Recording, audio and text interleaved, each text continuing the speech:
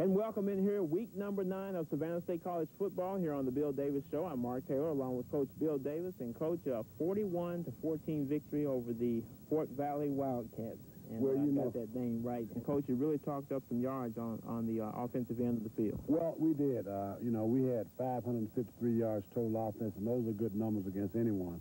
And Sharp had 197 yards in catching tonight, and he's on his road to get 1,000. And he had, some fine catches, some great catches, and Basil made some fine tosses. And, I thought our defense really played well. Those guys, they get a lot of heat from him. Coach Crosby was getting on him because he didn't want to give up a lot of yards and mess up their statistics. But, our ball club right now, we're 7-2, and we're hoping that we can close out next week against Albany and have a fine season. We're not eligible for the conference championship, but I told the ball players in our own right we're going to have our own championship, and they did a great job tonight. We'll be back with the first half highlights right after these commercial messages. Stick with us.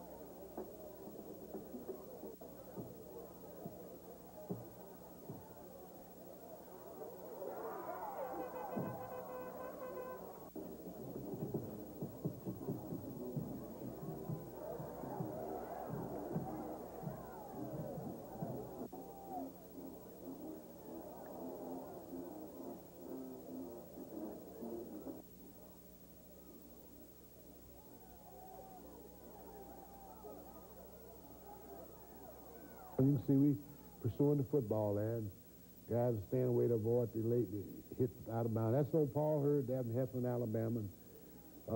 We were offside, and David Lake was offside. One thing I want to commend Lake. Lake was on offense up until last week, and we had some guys that go down on the defensive side of the football, and he came in and did an admirable job. We're really proud of him. I think we're going to probably leave Lake over there at defense. And that was another trap catch. Those guys are coming off the football and putting a lot of pressure. That's, I believe, Damon Johnson there from Atlanta. And that's the end of the first quarter. Now we move to the second quarter. Right. You on the mark. We had a pretty comfortable lead there. And you can see Richard comes out and run the option, reads it very well. Come back again on the toss to Corey Latch. And this is a fine run by Corey because it picks up a crucial first down for us. Richard goes back to pass. And last night, we had 553 yards total offense. And you can see the referee said that he was out of bounds and came back in, but I don't know if he was forced out of bounds or not, Mark. You can see Richard almost had this one picked off. He threw it in the middle of the coverage.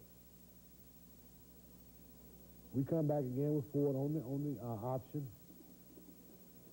Out of the shotgun here. Out of shotgun, and Sharp makes a real good catch and a good move to the outside. He's going to have to tuck that football, Shannon. We couldn't get anything going there, so Pitt's going to come on and kick the field goal. 27-0 at this point. 11:19 left in the second quarter. You know, I didn't want us to get a lead and just let our momentum drop. You know, we told we're going to keep turning it up. Each level is going to get higher and higher. That's Rod Johnson there making that tackle from Atlanta. They had pretty good special team play, and this is a hit here by McGathy and Hurd. They were in the backfield as soon as he handed the football off. I thought our coaches did a real good job of preparing our football team on Saturday for Fort Valley because Fort Valley had a good football team, and they had not been blown out of any ball game, and we were just honored to get as much as we could on them because we knew that they were capable of coming back. And the blitz caused an early pass there, and they're forced to punt because they run out of downs. This is Willie DeLoach here from Savannah. Willie gets it back up here. We're not doing a great job of blocking on this punt return. You can see Brian Swinson there from Spartanburg, South Carolina. This is a catch here to Sharp, and he turns it into a touchdown, and this is the way we went out the first half. Yeah, we're going to see Shannon once again on a replay here. Richard Basil going. We just run and Coach Sharp. Neal called us, and Richard puts it up in the air, and Shannon and I run the defender. And must have been something you saw. Yeah, we saw that they didn't have anybody in the middle of the field, and they were trying to double up on Shannon on the outside, and we just ran him on a post route, and he was open. You see his celebration. He has his own little celebration there. And we go out at 33-0 at halftime. Half coach, or they kicked off, so you'll kick off to them in the second half. Right, and you see Earl gets off a pretty good kick here. We come back a little flat. We're a little flat on this in the second half. And you're going to see they're going to move the ball down and score. We still, but I didn't want them to get happy.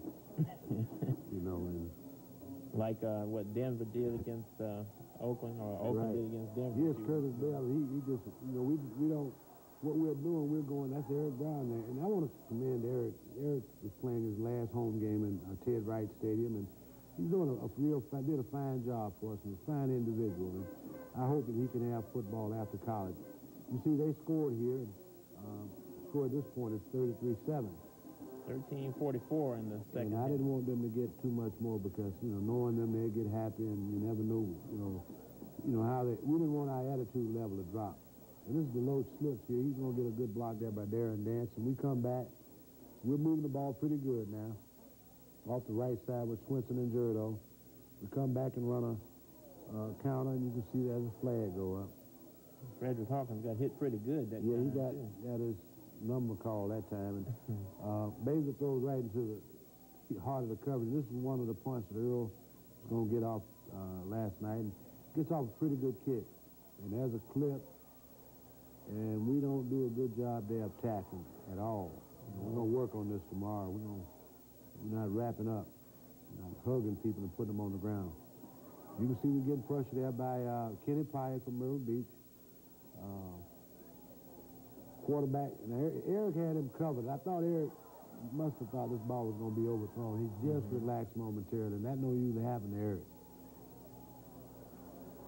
We come back, and we forced the quarterback into throwing the ball out of the end zone. They settled for a field goal. Fake field goal here. I knew they were going to fake it. They called timeout, but they're not going to get the necessary yardage for a first down. Now we move on to further action with Fort Valley having to punt to Savannah State. And we went back with the double safety, and the guy was trying to keep the ball away from DeLoach, who's ranked in Division II. And this is a beautiful screen pass here to Frederick Hawkins. And Hawk got some good hand, makes good moves here, good block. Earl almost got to that block, would have sprung him, but Earl was hustling and didn't want him, make the clip. You see it again. Richard comes back, sets him up well for the screen.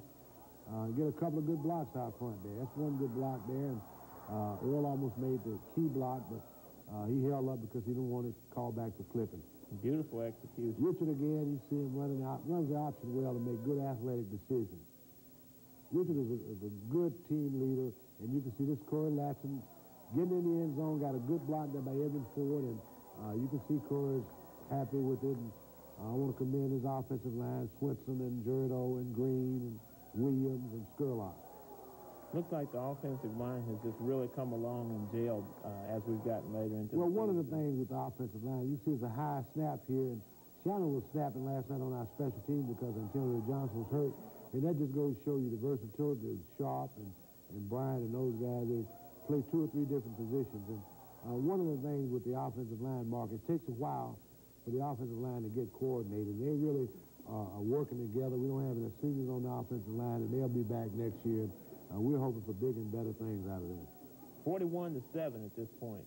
Right, we want to get that commanding lead. You can see there's a hit there. We had a blitz on, and they were in the backfield as soon as he handed the football off. And now they're going in the shotgun because we're getting a lot of pressure. That's Darryl McCormick pursuing, and that's a good hit over there by McGahey. They come back and fumble the football away, but we were offside. Yep. We came up with the football, but we had to give it back to them because we were offside. Here's Lowe going outside. Yeah, good tackle there by McGriff. McGriff's having a fine year. You can see we're putting a lot of pressure on, a lot of heat, a lot of people to the football, and as long as we get those orange hats around the football and wrap up, we're in good shape. Well, they called an interference call here on McGriff, and I couldn't understand what happened, but, these guys in striped shirts are out there in control of the game, and they put the ball in real good field position with him, and we don't pursue well on this one, and you can see McGriff and Mike Wallace. Mike had an interception last night. They run a toss sweep.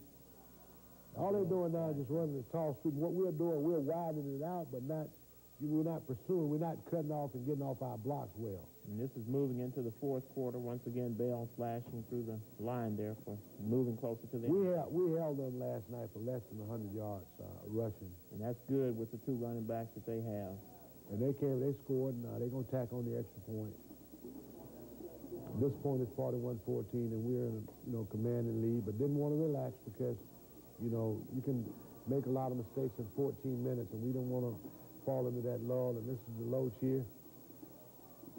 Bringing the kickoff, and then, Coach, basically right here, we're just going to show a couple of outstanding plays, and one is Johnny Jeffries. Yeah, Johnny came in, and Johnny does a fine job of running the option and keeping it. See him there. He's getting his name in the stats. And then here on the this is a reverse pass, and you're going to see a fine catch here by Sharp. One-handed catch. Great. I mean, it's perfect. It's the kind that you draw up on the board, and that's the way it ended, 41-14. 41-14, and teams walking off the field, but you want to make a salute to one of your Coach Mason is Italian. He's been with the program for 21-plus years, and he's a fine gentleman. He's our assistant offensive line coach and also teaches in the School of Engineering and is a fine educator as well as a football coach. And we want to salute him and thank him for helping us through the years and wish him the very best in the future. We'll be back right after this.